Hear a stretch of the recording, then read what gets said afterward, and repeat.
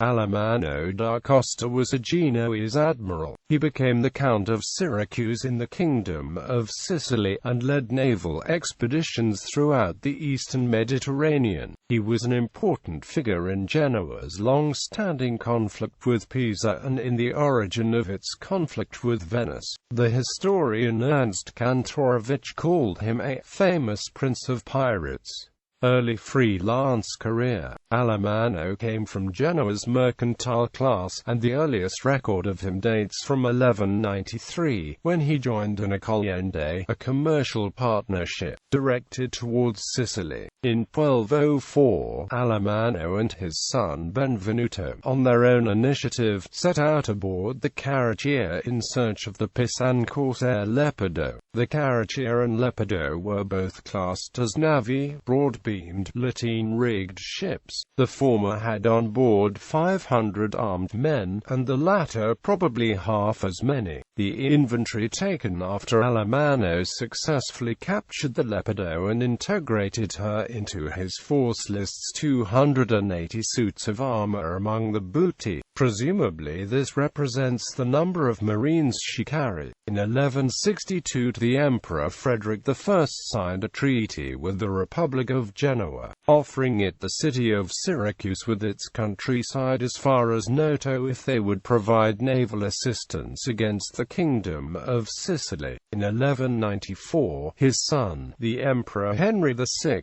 confirmed the treaty and with Genoese help took Syracuse in his conquest of Sicily. He refused to honor the treaty and, because they supported the Vicar of Sicily, Marquis von Anweiler, in 1202 the Pisans, under Count Ranieri-di Monenta, took possession of it. It was not until 1204, 7 years after Henry's death, that Genoa took possession of the city. Leading a Genoese fleet towards Crete, Alamanno changed course in Malta and, in agreement with Enrico Pescatore, attacked Syracuse, which had only recently been occupied by Pisa. On 6 August, after a 6-day siege, during which Alamanno destroyed 2 Pisan ships, the city fell. Alamanno was acclaimed count in the name of Genoa, Count of Syracuse. Alamanno took the pompous and probably self-appointed title, by the grace of God, the King and the Commune of Genoa, Count of Syracuse and familiarise of the Lord King. As historian David Abilafia asserts, it's hard to understand what say the Genoese had in the appointment of the counts of a foreign kingdom. Yet during the minority of the Sicilian King Frederick I they seem to have had a say.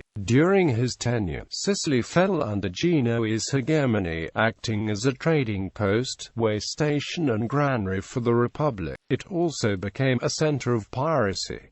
Alamanno's claim on Syracuse was not recognized by King Frederick I, who was also the Emperor Frederick II. He was thus excluded from the treaty between Genoa and Marseille in 1208, which excluded all corsairs who reside in a work out of Sicily. Alamanno was in a close alliance with Enrico Pescatore, to whom he lent the use of the Leopardo. They raided the eastern Mediterranean as far as the county of Tripoli, and both hosted the troubadour Pere Vidal, who repaid them with lavish praise. In 1205, off the coast of Provence, 3 Pisan navi captured a Genoese nave, the Viola, on its way to Albija. The captured ship was taken to Cagliari and thence to Messina. There it joined a combined Pisan force of navi and 12 galleys and landed a party to attack a Genoese force in the area. The sources are unclear if there were 4 navi or 10. 2 of the galleys were dispatched to Palermo, where they were intercepted and captured by a force of galleys under Alamanno, one of whose ships was commanded by his son. Shortly after, a Pisan fleet of 10 navi and 12 galleys and an army under Count Ranieri-di Monenta besieged Syracuse for 3.5 months. In December 1205, a combined force under Alamanno, who had been leading the defense of the city, and Enrico lifted the siege. Enrico had been at Messina gathering a relief force. Originally it comprised 4 galleys,